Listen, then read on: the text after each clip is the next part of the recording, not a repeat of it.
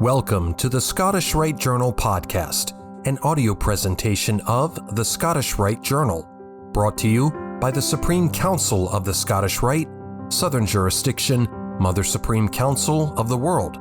This message brought to you from our Sovereign Grand Commander Jim Cole, 33rd degree, is called Emergency Exits and comes from the September-October 2024 issue of the Scottish Rite Journal.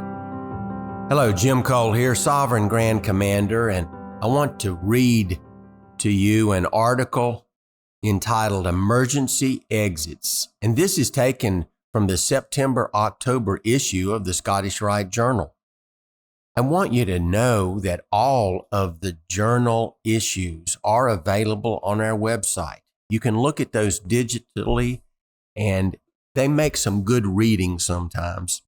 So I encourage you, go to the website and pick an old issue and read it. It might provide you with some new insights. Recently, while once again sitting on a flight, returning to Washington, D.C., I listened to the flight attendant's routine safety instructions. The identification of the locations of the emergency exits struck a special chord in my mind. I began to consider the many times in my life that Freemasonry had been a very timely emergency exit in my life.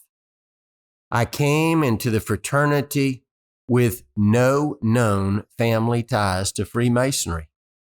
I joined at the suggestion of my mother and with my then fiance's support, despite possessing almost zero knowledge of what I was entering.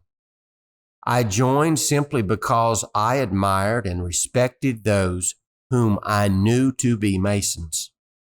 There are many times in my life where my brothers have provided a lifeline of encouragement and support during times of trials and tribulations. In most instances, this was done without any special effort on their part. They were simply present for me and provided a safe harbor from life's storms. I realized they were, in effect, an emergency exit from the disaster of that particular day. In 1995, my fraternity stepped in twice to shelter me, once during an employment concern and once in a family matter. In the first instance, I called my wife during her lunch hour one day and shared the very disappointing news that my boss had reneged on a promised promotion and in fact threatened to fire me if I protested the issue. Mary Ann consoled me and simply stated, "You need to find a lodge meeting to attend. Your brothers always love you, and it will be like medicine for your pain." Her advice was quite prophetic. Until this article, I have never discussed this episode. That evening, I attended a lodge meeting, and all was better. In the second instance, in that year, after returning home from a business trip, I could not reach my father, who lived alone, so I called his neighbor, then drove to my dad's house.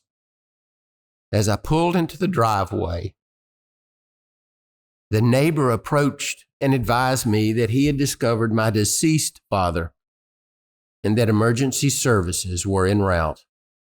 I immediately called my wife, then awaited the arrival of the ambulance.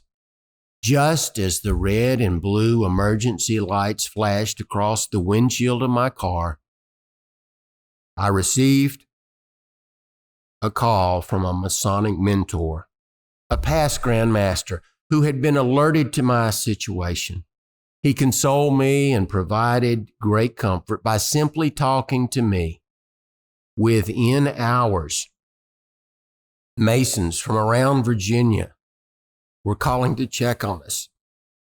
Following the subsequent funeral, many of my relatives shared with me their great impression of the many Masons who did so much to soothe the pain during that experience.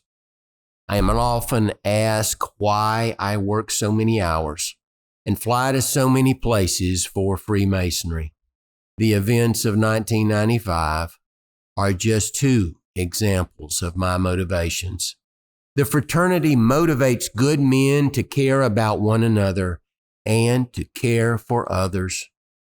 While I can never repay what my brothers have done for me, I can pass on their example. May we each remember that every day we may encounter the opportunity to provide an emergency exit to enable a neighbor to escape a problem.